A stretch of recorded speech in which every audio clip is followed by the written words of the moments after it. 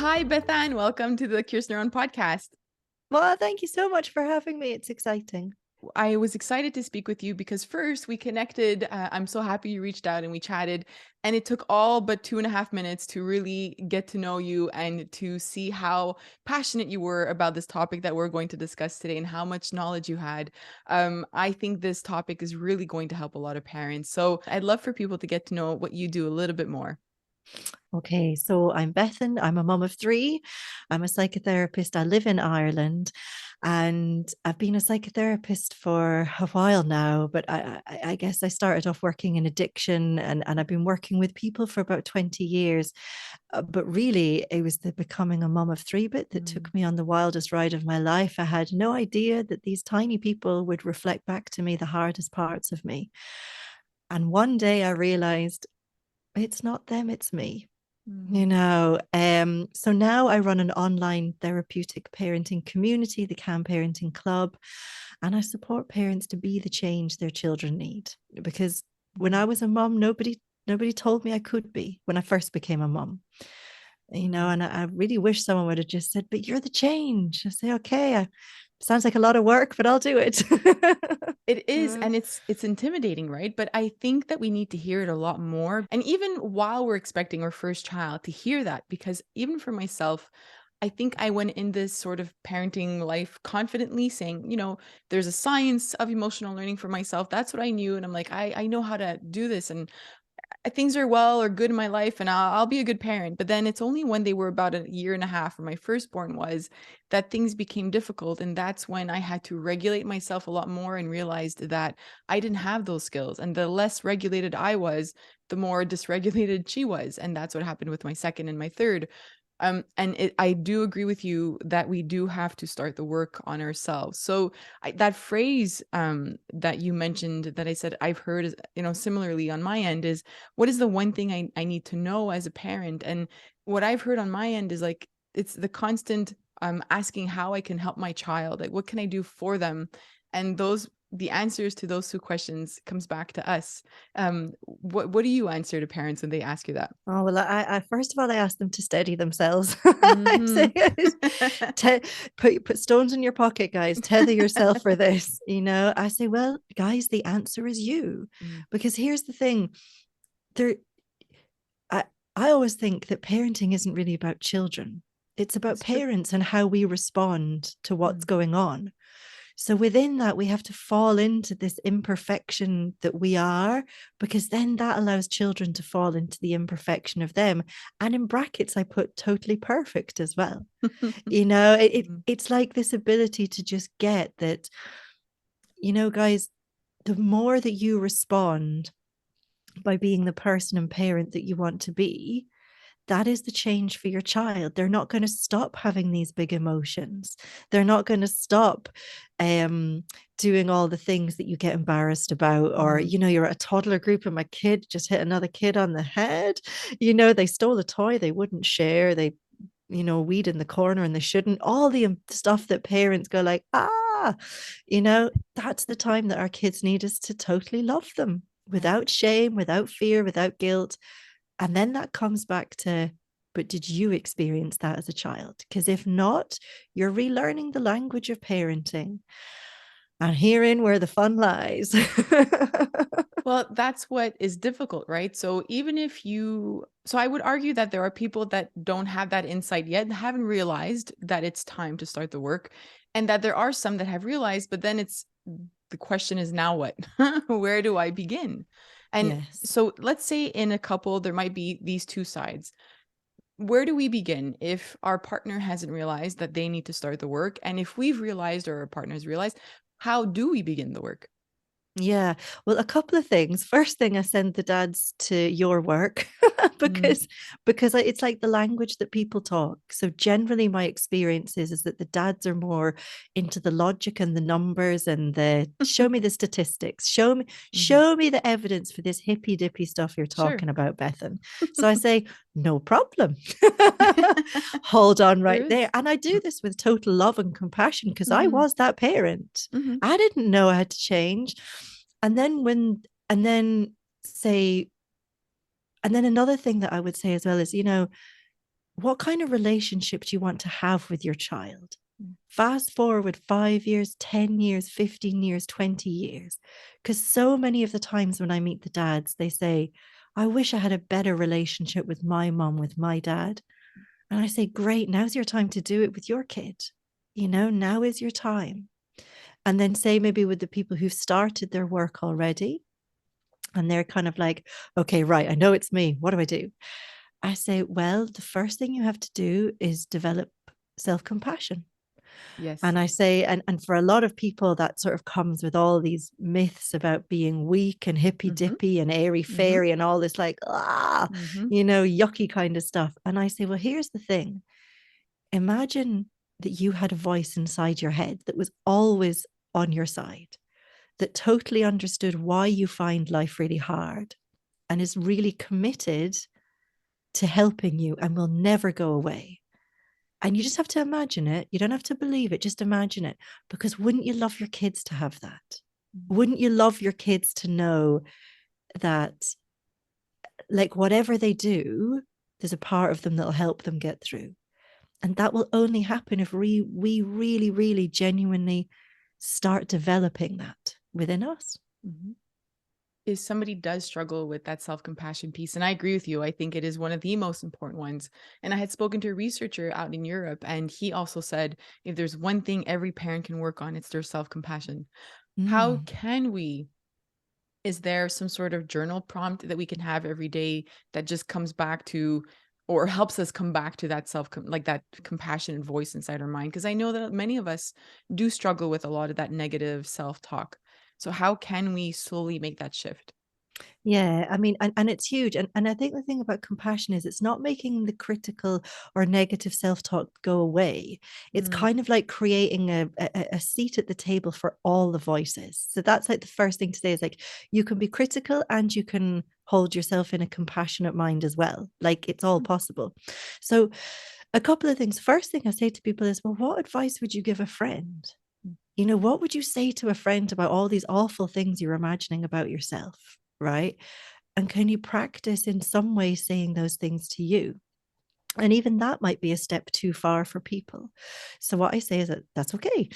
A lot of my work is based on compassion focused therapy. And for me, the roots of compassion focused therapy are when I'm doing the kind of skills based work with myself or with parents, or sometimes even my children, although I'm not therapying them, I'm just helping them understand life, is to use the imagination parts of their brain. mm, Because what you imagine in your brain has a direct impact on how your body responds. mm. So, my oldest child, he's 11 and a half. I don't think he'll mind me saying, he's not likely to listen to the podcast anyway, but I don't think he'll mind me saying, he came home from soccer training the other night and he said, I just don't think I'm good enough for the A Mm, team. And I said, oh man, that's really big, isn't it? And he said, and when I think those thoughts, my body does stuff I would never do. It makes all these mistakes. mm, And I say, yeah, that's because the fear is like the remote control in your body. That's the app that's switched on. So he also loves music.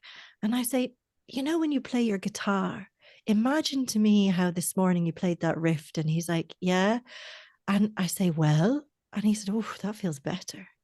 And that is self-compassion, mm, right? So if you can imagine being connected with other people, imagine a time that you felt cared for or cared about. All you have to do is imagine it, and your body will respond. And then what comes out of your mouth will be different. And the mm. thoughts you have in your head will be different. I love that you brought up the example of a friend because I think about it in my own life as well, where I'm very caring and nurturing to my friends, right? Like we tend to want to make sure that they're okay in those difficult moments or when they're hard on themselves. You try to reassure them, like it's not that bad. Like it could have been worse. It's okay. Whatever you Yeah. said or did, it'll be different tomorrow and you can apologize to. And we're just so kind with them. Why is it so hard sometimes to think that way with ourselves? And is it because we look for perfection? Is that part of the issue? Yeah, I think so. And I think, perfection in parenting, it's really messy. I mean, Does I it think exist? perfection, yeah, I don't know. I don't know either. I mean, I'm over a decade into this parenting gig and I am unsure. But I think you're right. I mean, we look for so much to be perfect, but really it is our imperfection that is our perfection, Mm. because if we can just, I also think slowing down life is really important. Mhm. If we can slow down life and know that, okay, I can be really kind to other people, be curious about why you can't be it for you. And I think a lot of it is that we didn't learn it. Mm. I didn't necessarily learn to be kind to myself. I didn't learn that when I did something wrong, it wasn't my fault. And I think this is where we have this amazing opportunity as parents to use like the science about our brains, the science about parenting, the science about connections, to say to kids, yeah, you did that mad thing, but it's not your fault. Mm. Right. So we have Mm. this amazing opportunity for kids to know when they've made a mistake, you don't have to feel shame about it. I can connect with you and you can feel safe. And I'm not sure that for most parents I meet, that was the overarching parenting experience they had, Mm. which then means that leaves this huge foundation for this critical voice to grow. And the critical voice will never want to be kind to us, will never want my best interest at heart. That's not the motivation of the critical voice. So that's why I think if we can think, oh my gosh, all these kind things I do for other people, wow, why don't I do one of them for me and see how it goes? Is it possible for us to move forward and learn about ourselves without looking back? I know some parents struggle with looking back into their childhood or feeling that they don't need to, but that they could learn all these things somehow and help their child. If there's a parent who is resistant to perhaps therapy or really digging deep, can you still become that kind of parent for your child? Do you know what? This is something I think about a lot. So I'm really lucky that I meet all different kinds of people, and I work with them on their agenda. I say, well, this is kind of what I do with the compassion work. What do you want to do? And I think what a lot of parents can do is we don't necessarily have to go into the nitty gritty if we're not ready for it, because we have to have a big old life jacket on ready for that, Yeah. and if we haven't got the foundation for that, or the space. I meet moms who are totally burned out on their knees. That is not the time to reflect on how your Mm. life was when you were 4. But what we can do is we can think about, well, what is the feeling that that situation brings up for you? Mm. And then how do you make that feeling safe? So it might not be going into a relationship pattern with a mom or a dad or a teacher or someone who maybe was abusive or wasn't kind all the time, but we can just go into the feeling and know that, right, that is the feeling, you Mm. know and I think then on the opposite side of that is to really not override it, because that's sort of the wrong word, but I can't think of the right word, balance that out with this capacity to share delight with your children, right? Mm. I'm thinking of like the Bethany Saltman book. I have it here. What's it called? Strange Situation. Mm. And she talks so much about delight, about if like John Bowlby and Mary Ainsworth. I'm dyslexic, so names are like, I could be reading out the Hard. names of like Mary Berry the baker or something, I don't know. I don't know. But they all of their research comes back to, if you can, parenting isn't a checklist, but if you can know that you've got a rake of stuff there to work through, but you don't want to, that's okay. But does that stuff block you from sharing intimate delight with your child, from having real moments of joy? Because that is secure attachment. Mm. I love that piece of like sharing that delight. I think sometimes I need to become like I try to be aware of that and more present in the moment because there's just so much going on sometimes, and then you realize you're in this beautiful moment with your child and you miss it sometimes, right? Like we just Yeah. let them pass. That is such a good takeaway from this so far in terms of connecting with our child. You just touched on attachment parenting, and I love just touching very briefly on this because sometimes you get different definitions of this or different perspectives around Yes. that. I know there's a lot of misconceptions around attachment parenting because I've seen people online get shamed for not baby carrying or putting their child in a harness, and you're not Yeah. trying to have, or you're not following attachment parenting when it has nothing to do with that. How do you define it, and what do you offer parents advice when it comes to that? I say the only thing you need for secure attachment is your attention, Hmm. right? And Yeah. I think that's it. I Mm. feel like I want to get that on a t-shirt.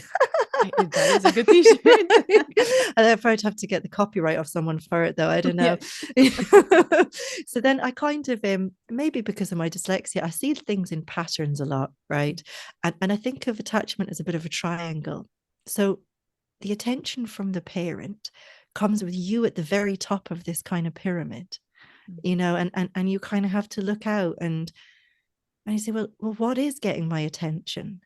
You know, is it the dishes? Is it all the stuff I have to do in life? Is it wondering if I lose my baby weight?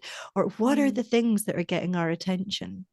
And I think really, if we can just put our attention to seeing our children, then that for me is secure attachment. And like that, I've worked with so many parents who parent in their own way. Mhm. I don't mind. I'm not here to judge. I'm not here to point fingers. Oh my God, like my my early parenting days, they weren't a mess, but they weren't not messy as well. You know, Same. I mean, like it was, we're all alive. We all got through, Yes. but my gosh, we were figuring it out. And I had to, and I had to make a point where I was like, I remember my daughter Ruby, she's my middle girl, she's 10. When she was 5 weeks old, I went out for dinner with my friend. And before that, I'd been breastfeeding and sleeping in the room with her. I went out for dinner. I came back and slept on the couch. She slept through that night for the first time ever. And my husband said, this was our second. He said, never sleep with her ever again. She can smell the milk. And I never did. I never slept in the room with her. And she slept through till like from 7 until 5:30 in the morning. Right. That's very good. And people said to me, what are you doing? You're going to ruin her attachment to you because you're not in the room with her. You're not breastfeeding her. You're not. And I didn't know at the time that all I needed for a secure attachment was my attention. I discovered that maybe about 8 years later, but I was like, poof, okay, now I know that feels good. But it's not the being with your child, it's how you be with them and when you be with them. And for me as a mom, all my kids are in different rooms. We're all in separate beds. We have sleepovers, we switch beds. The youngest I'll share with his dad, I'll share. Do you know what I mean? Like and it depends. Like, but I'll only do that at a weekend. I won't do it during the week because I need my sleep to get up to meet my clients and to look after myself. So, so yeah, all we need is our attention. Do you think that with the way society is right now and some of these misconceptions around attachment parenting, that because I talk to parents who feel like there's a lot of pressure on them as new parents. And when I was talking to my own mother and my mother-in-law, she said, we didn't have all this social media stuff in our face telling us like what's a good parent, what isn't a good parent, how many hours we should be spending with our kids. She's like, honestly, we wouldn't even sit down. We would play with you guys, but not that much. You were usually on your own. Yeah. But now parents have a very different reality where I know a lot of new parents that feel guilty that their baby is playing, 20 minutes on their own and they feel like they should be there with them. Taking a step back as a society, what are some changes we need to make or conversations we need to have to kind of reduce that kind of stress on parents? I think we need to just be able to have open conversations, and really, really let people do or be whatever they want to be, however that looks, however that sounds. And I think as well, in my therapy training, we learned that when the mom has a baby, but I'm actually really conscious of saying this to you because you're the scientist, so you can absolutely fact check me if you're like, Bethan, I that is will. wrong, you know. So that when women have a baby, it reignites their early attachment experiences to their mother. Okay. So this is a huge part of my psychotherapy work. So of course, when you have a baby, you're going to worry about, oh God, how long do I leave them? Because you also there's you real time, like you and me here, ta-da, but there's also you as a baby. That's what you're feeling in your body. So you've got these two languages going on inside: the language of logic of it's 20 minutes, it's fine, my baby's there, we're all alive. And then you've also got the language of your early attachment. And that is something that you can only feel. And people say, but I don't know how that was, and I don't want to ask my mom. And I say, but you don't have to. Just how do you think it might have been? And it's not about being right or wrong. It's just about starting to put the pieces of it together. And I wish that more moms knew that, more dads knew that, so that when you come home and you're like a totally different person, that is why, if you come home and you feel totally unsafe and unlovable and full of anger or shame or hatred, or partly that's it. And I wish people knew that, because once you know that, you can be like, oh, this isn't my fault, but I can take responsibility for it. And herein lies a whole new way of parenting, where we where the don't need compassion social comes. media. Yeah, Yes. exactly. And that intuition and trusting yourself, like even I think of these like prenatal classes that we have here in Montreal in Canada.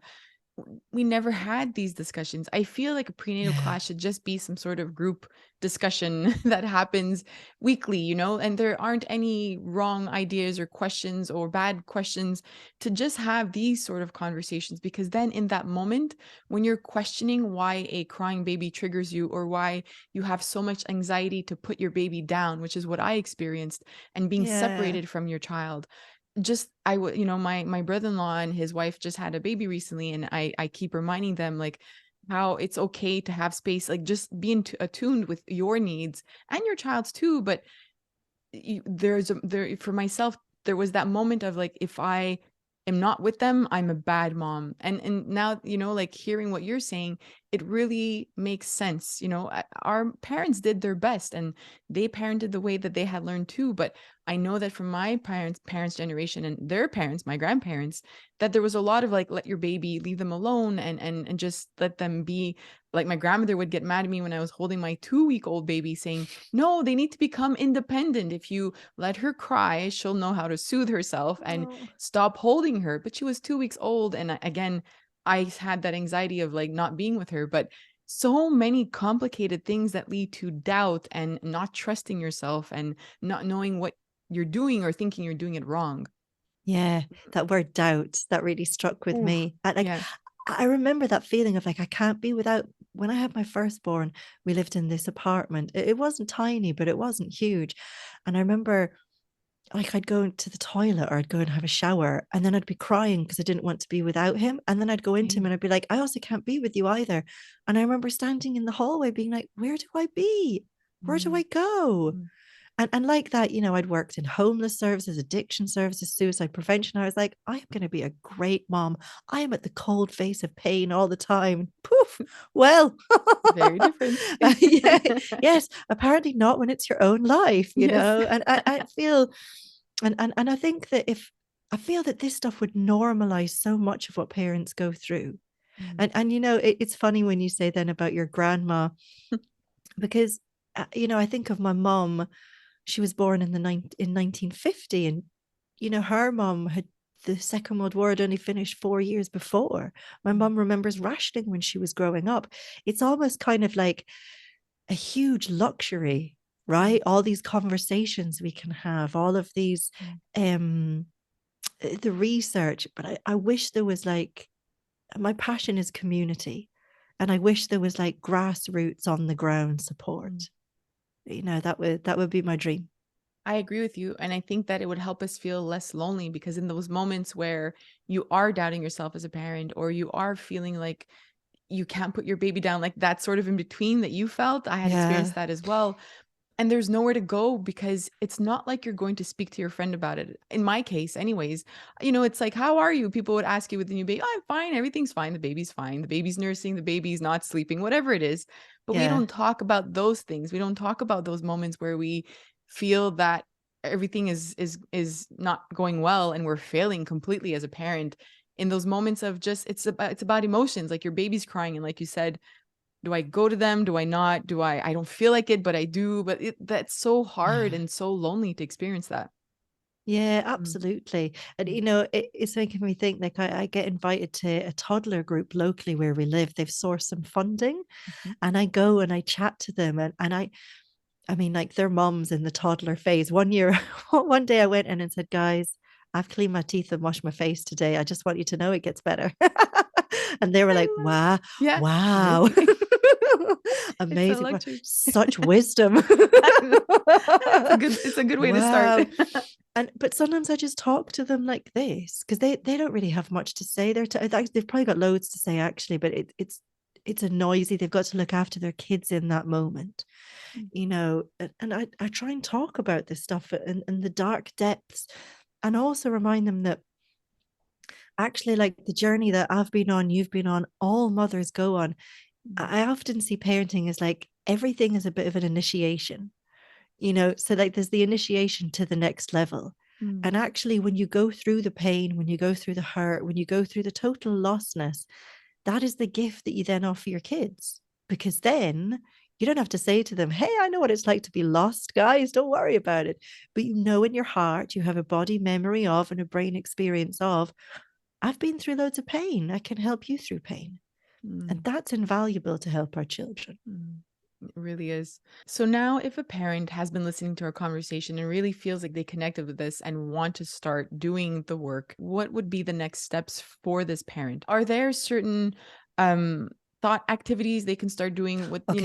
or sort of journal prompts or something that they can say, okay, I do want to do the work. I'm not ready to see a therapist yet, but what can I do at home right now? We spoke a little bit about that before, but what are some next steps for them, just to kind of summarize everything that we spoke about too? Okay. So what you want to start doing is try to create feelings of warmth in your body. Okay. I used to say safety and then I used to say safeness, but actually those things are really triggering for a lot of people, you know. So Safe. Mm, yeah, it can be too much to scrap all of that. And mm, I say try to recreate warmth in your body. So like as I'm sitting here now, right, I have a picture of me and my two best friends, Jane and Lindsay, kind of just like in the background there. And whenever I look at that picture, it's us at Jane's wedding. My friend had a crazy hairstyle. We had to try and fix it. I cannot stop smiling, mm, right? mm, So if you can have reminders of things around where you live that make you feel warm and connected, okay, it mm, might be with an animal. It might mhm. be with nature. Before we recorded, or maybe we did record it, I don't know. We were talking about our middle-aged love for gardening. Yes. Like it might be a picture. I know for Christmas, Santa got me a book all about birds in an Irish garden. Ooh. Oh, yes. So, and I think to have these things available, Mhm, right? So, in each room you're in, have something that you can be drawn to that makes you feel connected. So, it stops you going on your phone and it reminds you to stop and slow down. Because I think of ourselves like an internal reservoir, and we're moms. I have three kids. I think you have three kids. yes. Oh, I'm operating on all systems all the Mhm, time. I have a lot to remember. I forget a lot of stuff because I have a lot to remember. So the more that we can help ourselves calm down, and often, people say, go to a yoga class, do this. I said, that's great. But if you're in your home, mhm. maybe you don't You have the can't leave. opportunity. Mhm, Yeah. So mhm, if you can have things around, it might be a book, it might be a magazine, it might be a picture, but something that makes you feel really warm and really connected with others. I think that is a great place to start. And that includes, like, I have a list of what to do when I'm frazzled, because sometimes I'm so frazzled, I can't think of what do I need to do. So I mm, have like a list of my favorite podcasts. I have like mm, put on a vinyl, put on a song, and it's really simple stuff. But sometimes my brain is so overwhelmed with like homework and kids and gymnastics, football, soccer. I just need a bit of a reminder. mm, So have the things around your house, but then also perhaps have a reminder up for you of like, what do I do that makes me feel good? And then go and do it. mm. That's a really important bit. We have to do it, not just think it. I Yeah. like that idea of, we can put it on our fridge, just Yeah. some little note that reminds us what to do in that moment. I really like that. I try to tell parents that there are very little things that we can do within our home. And I learned this after my third child because I was always home. I couldn't leave. And I realized I needed to find things within the home. And we Yeah. created moments of calm. That's what I noticed I needed for my own system. And moments of calm are like my kids coloring and I'm coloring with them, or reading books together Yes. where they know they can flip through a picture book and I'm going to take a moment to read 3, 4 pages. Not an hour, obviously, they're very small, but what can we do in those little micro Yeah. moments that will help us? We really do need those moments where we refill that cup of ours so that we could continue to parent. And that's what I had to learn. It's really what's happening within our home. Yeah. And I think as well, like it took me a few years to realize this, but for me, the hardest part of the day is getting up and out the door. Mm-hmm. So I need to offset that. Now my kids are a bit older, they can do their teeth. They don't need so many reminders. right? But sometimes it could be so exhausting. Mm. So I think as I think, tune into the parts of your day which do exhaust you, and then offset that with something else. And the something else might be a cup of tea, it might be lying on the ground, it might be a pot, anything that makes you feel good, you know? That's part of the problem solving. I like that you're kind of anticipating what's about to come. If we Yes. know certain parts of our day are difficult, then kind of anticipating that and having a game plan, which is what I'm hearing from what you're saying, right? So that if the mornings are difficult, what can we integrate into that moment that will make it just a little bit easier on ourselves? Is what I'm Yeah. picking. Yeah, Yeah, I like that. absolutely. And something I often say to parents is don't forget to close your mouth, because and it sounds really simple. It sounds really basic, but in those moments, or I'm thinking of, the times when you think your kids are in bed and then one comes down and you're like, oh my God, you're not asleep. Hmm. And you know that you're going to be awake for hours then, when you're like, I just wanted to lie on the couch and watch something rubbish on the Exactly. telly. Yes. That's all I wanted, you know. But here you are. And then, many parents accidentally go down the road of like, well, why won't you just sleep? Or all this stuff comes out that we didn't mean to say. Yeah. So what I say to parents is put your tongue behind your top two front teeth. Because firstly, it makes you feel really connected. And secondly, you can't really open your mouth when you do that. Okay. And that is really, really essential. And I find that a really good self-care tip as well, because it keeps you together. It Mm. actually keeps you together through the really hard stuff. I'm sure now that you brought up that example, there's a parent out there thinking, "Then what? How do I get my child to go back to bed and stay I in bed? Because know. I need that quality time alone, to survive the until the end of the day." Yeah. And you know I what? know. That was the thing that made me change my whole life around, actually. So I used to work in the addiction services.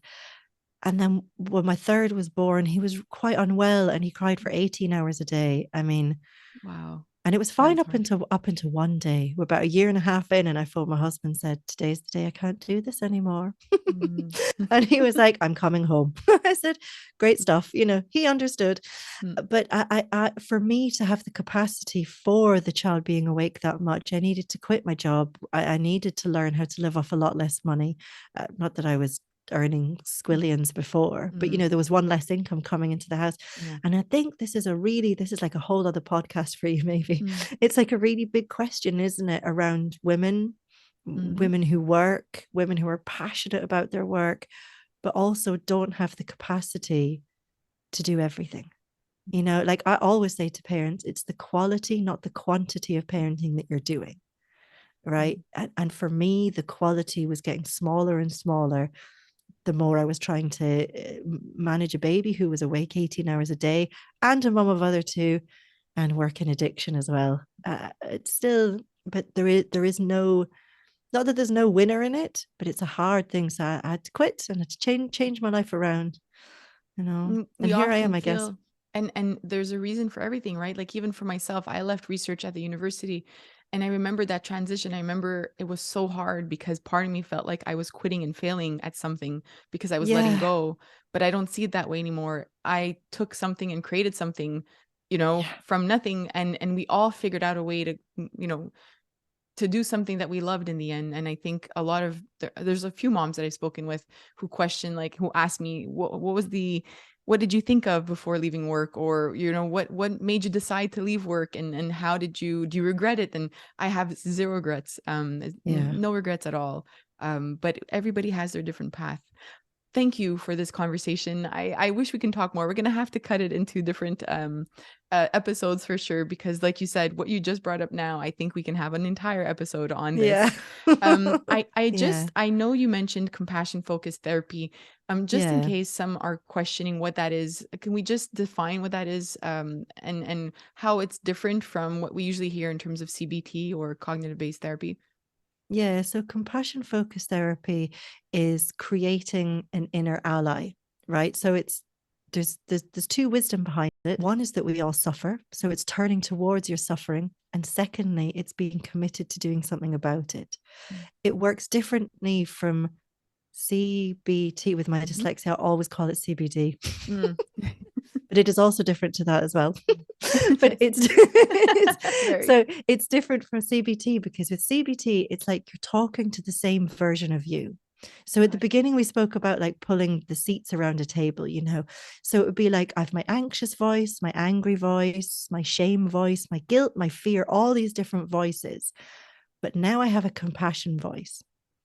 So when I say to people, you know, when you say something kind to yourself, do you believe it or not? They say no. And I say, well, that's because your compassionate voice isn't receiving it. You know, so it might be that your anxious voice, your critical voice, your voice that doesn't hold you in high self-esteem. But the self-compassionate voice is always the one that has your best interest at heart, the one that will never go regardless of what you say and do. And the more that you practice developing your skills and qualities for becoming that person, and you do it through a series of exercises, which you can actually find if you go onto the Compassionate Mind Foundation.co.uk. It's a charity, there's oodles of free resources on this.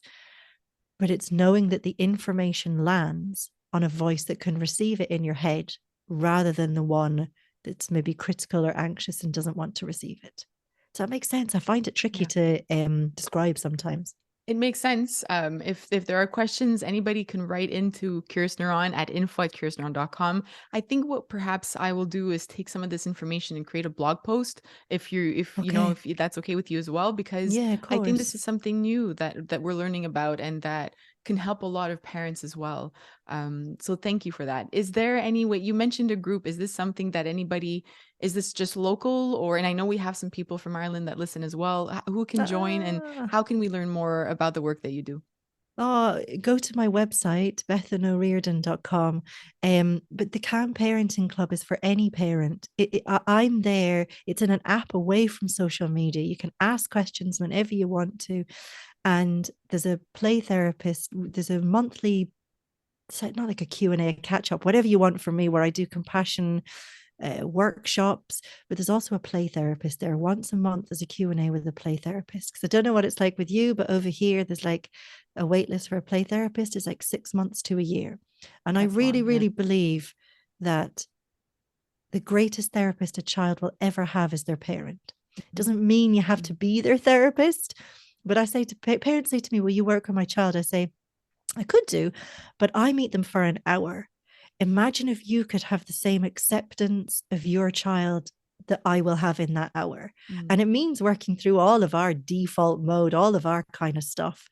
So Mm. that's why I have both in the Calm Parenting Club. There's the person who works with children, and then there's me who can hopefully help you be the parent and person you want to be. And the other parents who are all doing the same work that we're talking about here. Thank you. I will share all the resources in the show notes for this podcast episode and on our website at curiousneuron.com. Thank you, Bethan, for meeting with me today and chatting. I had a lovely time. Well, thank you so much. Thank you for all Thank you. your work. It's a total Thank you. gift to the parenting community. Thank you. To everyone listening, please take a moment to review the podcast and rate it. And I will see you on Instagram at curious_neuron. I'll see you next Monday. Bye.